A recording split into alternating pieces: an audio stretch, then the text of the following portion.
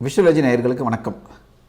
இன்றைக்கி நம்ம பார்க்க போகிற திரை விமர்சனம் வந்து 1999 நம்ம சென்ட்ரல் ஜெயிலில் வந்து ஒரு மிகப்பெரிய கலவரம் ஏற்பட்டது. அப்போது வந்து கலவரம் ஏற்பட்டு ஒரு மிகப்பெரிய துப்பாக்கி சூடெல்லாம் நடந்து பல உயிர்கள் பலியானது. இதை பற்றி தமிழ்நாடே வந்து ரொம்ப ஒரு பரபரப்பான விஷயமா இருந்தது. அந்த விஷயம் வந்து ஒரு ஆட்சி மாற்றத்துக்கும் ஒரு பெரிய பங்கு வகிச்சதுன்னு சொல்லலாம். இந்த சம்பவத்தை தழுவி கற்பனையாக வந்து நம்ம சித்தார்த் விஸ்வநாத் அவர்கள் இந்த கதையை தழுவி வந்து படம் எடுத்திருக்கிறார். அந்த படம் வந்து சொர்க்கவாசல். ஆர்ஜே பாலாஜி, நட்டி நடராஜ், செல்வராகவன் மற்றும் சானியா ஐயப்பன் ஆகியோரது நடிப்பில் வெளிவந்திருக்கிற இந்த படம் சொர்க்கவாசல். இப்போ இந்த படத்தை பற்றி தான் பார்க்க போகிறோம். அதாவது சென்ட்ரல் ஜெயிலில் வந்து ஒரு பெரிய கலவரம் ஏற்பட்டு நிறைய பேர் இறந்துருக்கிறாங்க. அதை விசாரிக்க வந்து ஒரு ஓய்வு பெற்ற நீதிபதி தலைமையில் ஒரு விசாரணை கமிஷன் அமைக்கிறாங்க. அந்த விசாரணை கமிஷனில் ஓய்வு பெற்ற நீதிபதியாக நட்டி அவர்கள் வராரு. அந்த வந்து ஒரு ஜெயிலுக்குள்ள நடக்கிற விஷயங்களை விசாரிக்கிறார். அதாவது இந்த படத்துடைய கதை எப்படி ஆரம்பிக்குதுன்னா, சென்ட்ரல் ஜெயிலில் வந்து ஒரு பெரிய கலவரம் ஏற்பட்டு ஒரு கிட்டத்தட்ட 40 பேருக்கு மேலே இறந்துருக்காங்க. அந்த கலவரத்தை பற்றி விசாரிக்க விசாரணை அதிகாரியாக ஒரு ஓய்வு பெற்ற நீதிபதியை தலைமையில் போடுறாங்க. ஓய்வு பெற்ற நீதிபதியாக திரு நட்டி நடராஜ் அவர்கள் விசாரணை அதிகாரியாக அந்த ஜெயிலுக்குள்ளே வரார். அவர் வந்து ஒரு கைதியாக வந்து விசாரிக்கிறாங்க. ஒரு கைதியும் அவங்களுடைய பார்வையில் அந்த ஜெயிலில் என்ன கலவரம் நடந்தது, அதுக்கு என்ன காரணம் அப்படின்னு சொல்லிட்டு ஒவ்வொருத்தரும் ஒரு பார்வையில் சொல்கிறாங்க. அந்த கதை என்ன அப்படின்னு சொல்லிட்டு பார்த்தீங்கன்னாக்கா, ஆர்ஜே பாலாஜி தன்னுடைய அம்மாவோட வந்து ஒரு தள்ளுவண்டி ஹோட்டல் ஒன்று வச்சுருக்கிறாரு. அவர் வந்து ஒரு லோன் ஒன்று போட்டு ஹோட்டல் திறக்கலான்னு சொல்லிட்டு முயற்சி பண்ணியிருக்கும் போது அந்த ஏரியாவில் இருக்கிற ஒரு ஐஏஎஸ் அதிகாரி அவர் வந்து இவருக்கு வந்து லோனுக்கெல்லாம் ஏற்பாடு பண்ணுறார். அதே நேரத்தில் சென்ட்ரல் ஜெயிலுக்குள்ளே இருக்கிற ஒரு மிகப்பெரிய டான், அவர் வந்து செல்வராகவன், அவர் வந்து ஜெயிலையே வந்து தன்னுடைய கண்ட்ரோலில் வச்சுக்கிட்டு இருக்கிறார்.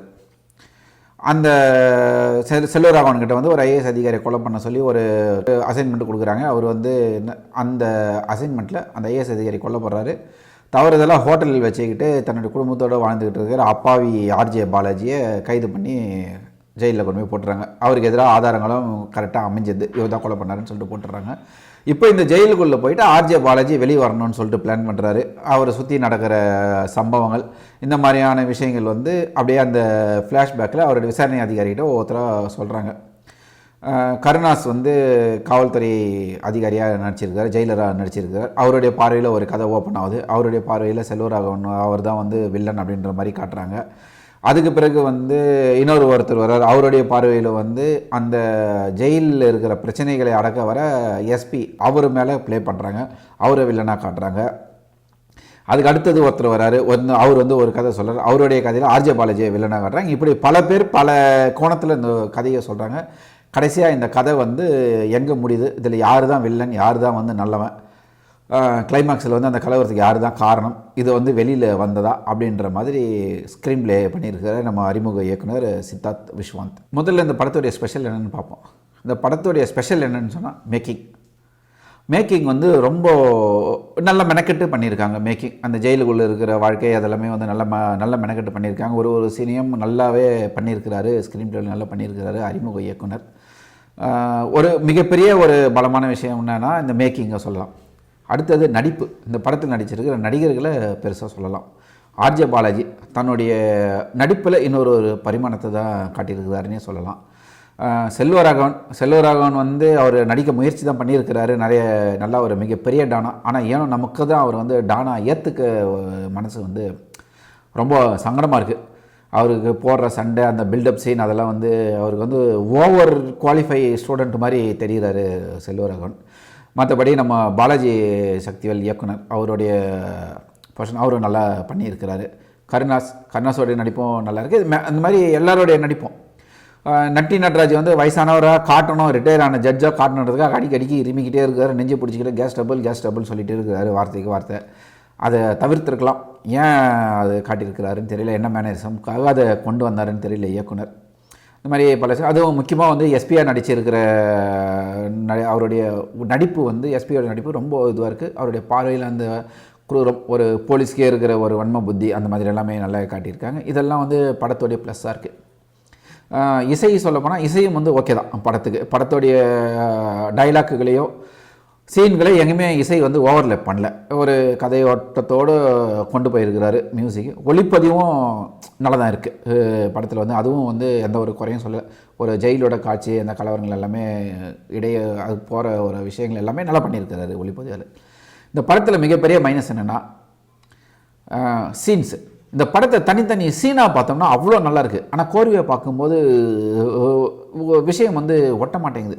நம்மளுக்கு இன்னொன்று என்னென்னா, ஸ்க்ரீன் பிளே பார்க்கும்போது படம் ஆரம்பித்த உடனே இது வந்து ஜெயிலில் நடக்கிற கதைன்னு சொல்லிட்டு தெரிஞ்சிடுச்சு.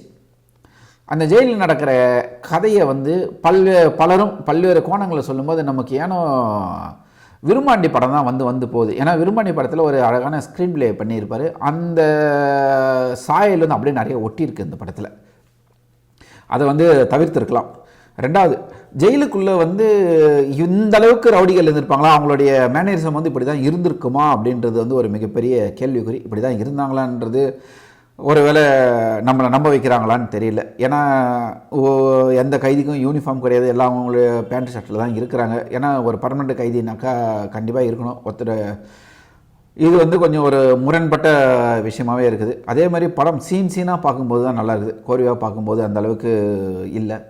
இடைவேளைக்கு அப்புறமாட்டுக்கு படம் வந்து ரொம்ப இழுக்கிறாங்க. கதையை வந்து இவங்க பார்வையில் சொல்கிறேன், அவங்க பார்வையில் சொல்கிறேன், இது அது வந்து வந்து வந்து வந்து வந்து போய் யாரை வில்லனாக காட்டுறது அப்படின்னு சொல்லிட்டு ஒரு குழப்பமாகவே தான் இருக்குது அந்த கிளைமேக்ஸ் வரைக்கும். பாலாஜி நல்லவனா கெட்டவனா மாறுறாரா, இல்லை கருணாஸ் நல்லவரா கெட்டவரா, அந்த கமிஷனர் யார் இந்த படத்தில் கெட்டவன் யார் நல்லவன், அது ஒரு கன்க்ளூஷன் அழகாக கொடுத்துருக்கலாம். ஆனால் அதுலேயும் கோட்டை இருக்காரு. இடைவேளைக்கு அப்புறமாட்டுக்கு படத்தோட நீளத்தை குறைச்சிருந்தா கண்டிப்பாக படம் வந்து இன்னும் கொஞ்சம் விறுவிறுப்பாக இருந்திருக்கும்.